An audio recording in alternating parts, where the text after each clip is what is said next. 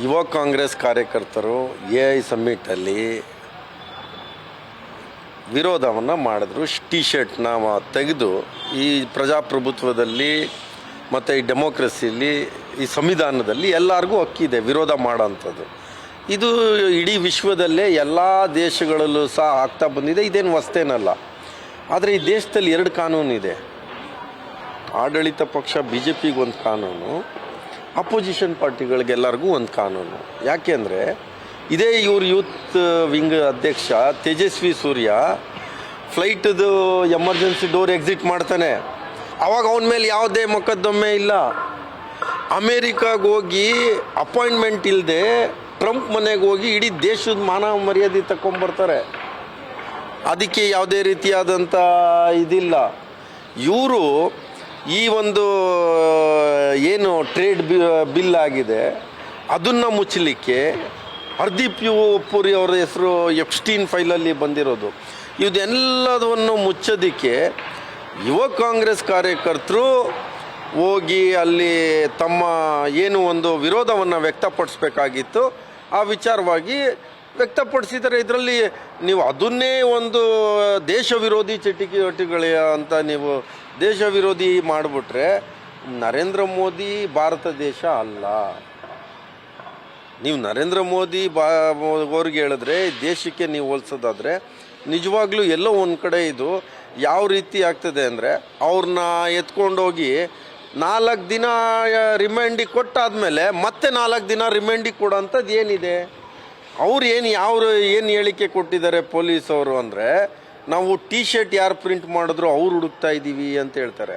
ಇವರು ಆ ಪುಲ್ವಾಮಾ ದಾಳಿ ಆದಾಗ ಅದರಲ್ಲಿಕ್ಕೆ ಯಾವುದೂ ಈ ರೀತಿಯಾದಂಥ ಇನ್ವೆಸ್ಟಿಗೇಷನ್ ಆಗಲಿಲ್ಲ, ಇವತ್ತವರೆಗೂ ಗೊತ್ತಾಗಲಿಲ್ಲ. ಈ ದೇಶದಲ್ಲಿ ಕೆಂಪುಕೋಟೆಯಲ್ಲಿ ಹೋಗಿ ಬಾವುಟ ಹಾರಿಸಿದ್ರು, ಅವಾಗಲೂ ಸಹ ಯಾವುದೂ ಇವ್ರನ್ನ ಇನ್ವೆಸ್ಟಿಗೇಷನ್ ಆಗಲಿಲ್ಲ.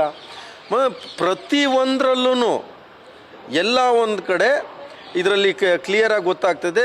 ಬಿ ಜೆ ಪಿ ಸರ್ಕಾರ ಯುವ ಕಾಂಗ್ರೆಸ್ ಕಾರ್ಯಕರ್ತರಿಗೆ ಅವ್ರ ಟಿ ಶರ್ಟಿಗೆ ಎದುರಿ ಈ ರೀತಿಯಾದಂಥ ತಮ್ಮ ತಪ್ಪನ್ನೆಲ್ಲ ಮುಚ್ಚೋಕ್ಕೋಸ್ಕರ ಈ ರೀತಿಯಾದಂಥ ತೊಂದರೆಗಳು ಅವ್ರ ಮೇಲೆ ಕೇಸ್ ಹಾಕುವಂಥ ಕೆಲಸವನ್ನು ಮಾಡ್ತಿದ್ದಾರೆ. ಕಾಂಗ್ರೆಸ್ ಪಕ್ಷ ಕಾರ್ಯಕರ್ತರು ಈ ದೇಶಕ್ಕೆ ಸ್ವತಂತ್ರ ತಂದುಕೊಟ್ಟಂಥ ಪಕ್ಷ, ಎಲ್ಲರಿಗೂ ರಕ್ತದಲ್ಲಿದೆ. ಈ ತ್ಯಾಗ ಬಲಿದಾನ, ಕೋರ್ಟ್ಗೆ ಹೋಗೋದು, ಜೈಲ್ಗೆ ಹೋಗೋದು, ಇದಕ್ಕೆಲ್ಲ ಎದುರವರಲ್ಲ. ಇವರು ನಿಜವಾಗ್ಲೂ ಕ್ಷಮೆ ಕೇಳೋ ಪಕ್ಷದವರು. ಇವರು ಈ ರೀತಿಯಾದಂಥ ವರ್ತನೆ ಈ ದೇಶದಲ್ಲಿ ಮಾಡ್ತಾ ಇರೋಂಥದ್ದು ನಿಜವಾಗ್ಲೂ ಭಾಳ ದೊಡ್ಡ ತಪ್ಪು. ದೇಶ ವಿರೋಧಿ ಯಾರು ಅಂದರೆ ನಿಜವಾಗ್ಲೂ ಬಿ ಜೆ ಪಿಯವರು. ಯಾಕೆ ಅಂದರೆ ಈ ದೇಶ ಅನ್ನದಾತ, ಈ ದೇಶದ ಬೆನ್ನೆಲುಬು. ಆ ರೈತರಿಗೆ ಟ್ರೇಡ್ ಡೀಲ್ ಮುಖಾಂತರ ಎಲ್ಲೋ ಒಂದು ರೀತಿ ಆ ರೈತರನ್ನ ಅವ್ರನ್ನ ಕಡೆಗೊಳಿಸಿ ಅವ್ರನ್ನ ಮುಗಿಸುವಂಥ ಒಂದು ದೊಡ್ಡ ಮಟ್ಟದ ಕುತಂತ್ರ ನಡೆದಿದೆ. ಸೊ ಅದ್ರ ಬಗ್ಗೆ ಇವ್ರು ಯಾರು ಹೇಳಿಕೆಗಳನ್ನ ಕೊಡಲ್ಲ. ಇವ್ರಿಗೆ ನಿಜವಾಗ್ಲೂ ಮಾನ ಮರ್ಯಾದೆ ಇತ್ತು ಅಂದರೆ ಆ ಟ್ರೇಡ್ ಬಿಲ್ ಇಮಿಡಿಯೇಟ್ ಕ್ಯಾನ್ಸಲ್ ಮಾಡಬೇಕು. ಆ ಎಫ್ಟೀನ್ ಫೈಲ್ ವಿಚಾರವಾಗಿ ಆ ಲೋಕಸಭೆಯಲ್ಲಿ ನರೇಂದ್ರ ಮೋದಿಯವರು ಇದಕ್ಕೆಲ್ಲದಕ್ಕೂ ನಿಂತ್ಕೊಂಡು ಉತ್ತರ ಕೊಡಬೇಕು. ಪ್ರಧಾನಮಂತ್ರಿ ಆದವರು ಓಡೋಗಬಾರ್ದು. ಪ್ರತಿಯೊಂದು ಸವಾಲಿಗೆ ಪಾರ್ಲಿಮೆಂಟ್ ಅಂದಮೇಲೆ ಅಲ್ಲಿ ಚರ್ಚೆಗಳಾಗ್ತದೆ, ಪಾಲಿಸಿ ಮೇಕಿಂಗ್ ಆಗ್ತದೆ. ಆ ಬಂದಿರೋ ಆರೋಪವನ್ನು ಗಂಭೀರವಾಗಿ ಎದುರಿಸಿ ಅದಕ್ಕೆ ಉತ್ತರ ಕೊಡಬೇಕು. ಇವತ್ತವರೆಗೂ ಆ ಕೆಲಸವನ್ನು ಮಾಡದೆ ಕಾಂಗ್ರೆಸ್ ಒಂದು 3-4 ನಮ್ಮ ಮಹಿಳೆಯರು ಸಂಸದರು ಅವ್ರಿಗೆ ಬಂದು ಅಡ್ಡಿಪಡಿಸ್ತಾರೆ ಅಂತ ಹೇಳಿ ಆ ಒಂದು ರೀಪ್ಲೇ ಕೊಡದೇ ಇರೋದು.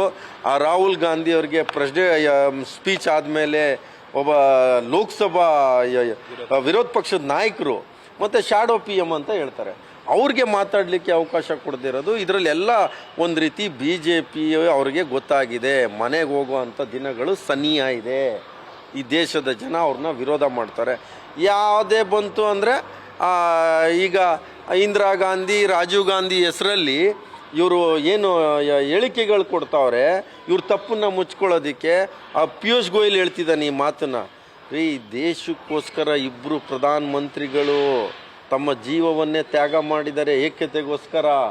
ಅದನ್ನು ನೀವು ಮರಿಬೇಡಿ. ಇವ್ರ ಕಡೆ ಯಾರಾಗಿದ್ದಾರೆ, ಯಾರು ತ್ಯಾಗ ಮಾಡಿದಾರಾ? ಇವರು ಬಿ ಜೆ ಪಿ ಪಕ್ಷದ ಕಾರ್ಯಕರ್ತರಾಗಲಿ ಯಾರು, ಇವರು ಅವ್ರ ಮೇಲೆ ಪ್ರತಿಯೊಂದು ಅಲ್ಲಿ ಏನಾಯಿತು ಅಂದರೆ ಇದಕ್ಕೆ ಕಾಂಗ್ರೆಸ್ಸೇ ಹೊಣೆ. ನಾಳೆ ದಿನ ಬಿ ಜೆ ಪಿಲಲ್ಲಿ ಅವ್ರಿಗೆ ಯಾರೋ ಮಗು ಹುಟ್ಟಿದ್ರೂ ಅದಕ್ಕೂ ಕಾಂಗ್ರೆಸ್ ಅವ್ರ ಮೇಲೆ ನೇರ ಹೊಣೆ ಮಾಡೋಂಥದ್ದು ಇವರ ಒಂದು ಪದ್ಧತಿಯಾಗಿದೆ. ಸರಿ. ನ್ಯೂಸ್ ಫಸ್ಟ್ ನಿರ್ಭೀತಿಯಿಂದ ನಿಮ್ಮ ಪರವಾಗಿ.